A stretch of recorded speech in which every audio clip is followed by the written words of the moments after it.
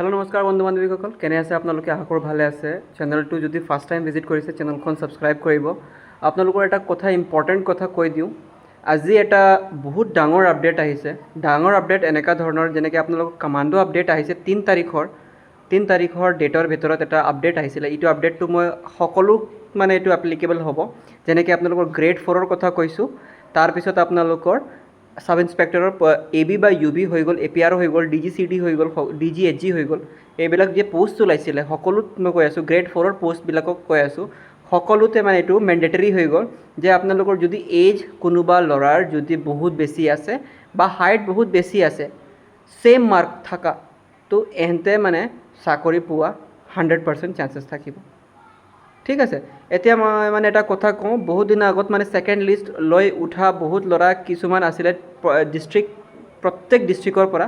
আৰু এইটো ডিষ্ট্ৰিক্টৰ পৰা কিয় ওলাইছিলে, সকলো ডিষ্ট্ৰিক্টত এইটো মেইন কথাটো এনেকুৱা হ'ল যে আপোনালোকৰ বাৰে বাৰে এইটো কৈ আছিলে যে ছাৰ আমাৰ লাষ্ট ডেট আছে, লাষ্ট ইয়াৰ আছে, লাষ্ট বয়স আছে, এতিয়া মই নেক্সট বাৰৰ পৰা মই এপ্লাই কৰিব নোৱাৰিম, অসম পুলিচ এপ্লাই কৰিব নোৱাৰিম, অসম পুলিচৰ কিবা এটা ছেক্টৰত মই যাব নোৱাৰিম, কিবা এটা পোষ্ট মই ল'ব নোৱাৰিম। চ' এনেকুৱা ধৰণত এটা আহিছিলে সকলো ডিষ্ট্ৰিক্টত। মই হাইকোৰ্ট কৰিছে, হাইকোৰ্ট কৰাৰ পিছত কি হৈছে, ছেকেণ্ড লিষ্ট মুকলি কৰা হৈছিলে বাৰু আপোনালোকৰ ফিজিকেলৰ। তাৰপিছত কিছুমান ল'ৰা APRত থকা, APRৰ কিছুমান ল'ৰা চিলেকশ্যন পাইছিলে। তাৰপিছত ৰিটাৰ্ণৰ কাৰণেও কৈ আছে যে ছেকেণ্ড লিষ্ট ওলাব লাগে, ৰিটাৰ্ণৰ কাৰণে আমাৰো চবৰ নাম আহিব লাগে। যেনেকৈ ফৰেষ্টত চবৰ নাম আহিছিলে, ফৰেষ্ট গাৰ্ডৰ কি হৈছিলে আপোনালোকৰ যেনেকৈ ভেকেঞ্চি আহিছিলে, সকলোৱে চান্স পাইছে ৰিটাৰ্ণ দিবৰ কাৰণে। ঠিক আছে। চ' ৰিটাৰ্ণ দিবৰ কাৰণে সকলোৱে চান্স পাইছিলে, এইটো ভাল লাগিছে। আৰু সকলোৱে চান্স পোৱাৰ কাৰণে বহুতৰ চিলেকশ্যন হৈছিলেও। ঠিক আছে। এতিয়া প্ৰত্যেক ল'ৰাই ছোৱালীয়ে বিচাৰি আছে যে নতুন ভেকেঞ্চি কেতিয়াকৈ আহিব, নতুন কমাণ্ডোৰ বেটেলিয়নৰ কেতিয়াকৈ আহিব, নতুন আপোনালোকৰ অসম পুলিচৰ AB UBৰ কেতিয়াকৈ আহিব, নতুন আপোনাৰ গ্ৰেড 4ৰ কেতিয়াকৈ আহিব। চ' মুঠতে আৰু অসম ফৰেষ্ট গাৰ্ডৰ কেতিয়া আহিব, এইবিলাক কথা মই আগতেও জাষ্ট আলোচনা কৰিছিলোঁ। আলোচনা কৰাৰ পিছত আপোনালোকক জাষ্ট এইটো জনাই দিয়া হৈছে যে আপোনালোকৰ হয়তো আপোনালোকৰ ফৰেষ্ট গাৰ্ডৰ ফাৰ্ষ্টতে দিব, নহ'লে আপোনালোকৰ অলপ দিন ৰখিব লাগিব। বাট 2 দিন হৈ গ'ল। আপোনালোকক এটা ভিডিঅ' মই দিছিলোঁ, মোৰ এটা ফাৰ্ষ্ট চেনেল যোনটো আছিলে, বহুত ডাঙৰ চেনেল, সকলোৱে গম পায় ৰেলৱে ক্ৰেকাৰ্ছ বুলি আছিলে, এইটো ডিলিট কৰিব লগা হ'ল। এতিয়া নতুন যোনটো চেনেল আছে, এইটো বহুত ধুনীয়াকৈ মই ডেভেলপ কৰিব বিচাৰিছোঁ। আপোনালোকৰ ছাপোৰ্ট লাগিব, আৰু ছাপোৰ্ট দিব, তেতিয়াহে মই এইটো চেনেলটো আগবঢ়াই লৈ যাব পাৰিম। ঠিক আছে। আপোনালোকৰ ফৰেষ্ট গাৰ্ডৰ যেনেকৈ ভেকেঞ্চি কৈছিলে, AFPF ভেকেঞ্চি আছিলে, আৰু গ্ৰেড 1 ফৰেষ্টৰ গ্ৰেড 1ৰ পোষ্টৰ ওপৰত কিছুমান আলোচনা হৈছিলে যে ছাৰ গ্ৰেড 1ৰ পোষ্টৰটো চাকৰি আহিবনে নাই নতুনকৈ।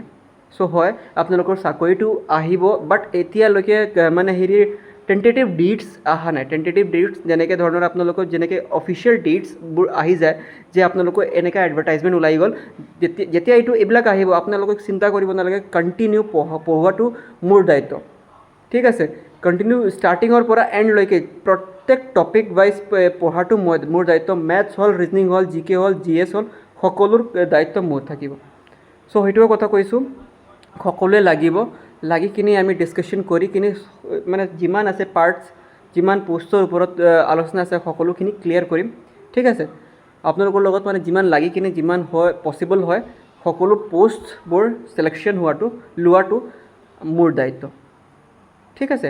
মোৰ দায়িত্ব। মই কেনেকৈ আপোনালোকক প্ৰগ্ৰেছ দেখাই দিম, কেনেকৈ কি কৰিব লাগে, কেনেকৈ পঢ়িব লাগে, কেনেকৈ কি পঢ়িব লাগে, কি টপিক পঢ়িব লাগে, এইখিনি কথা।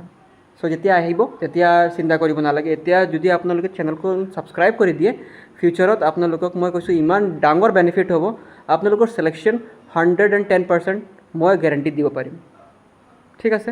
লগ পাম নেক্সট ভিডিঅ'ত। কিবা যদি আলোচনা আছে, কিবা এটা কুৱেৰি আছে, মোক ডাইৰেক্ট কমেণ্ট কৰি সুধিব পাৰিব। লগ পাম নেক্সট ভিডিঅ'ত। টিল দেন বাই, জয় হিন্দ, বন্দে মাতৰম।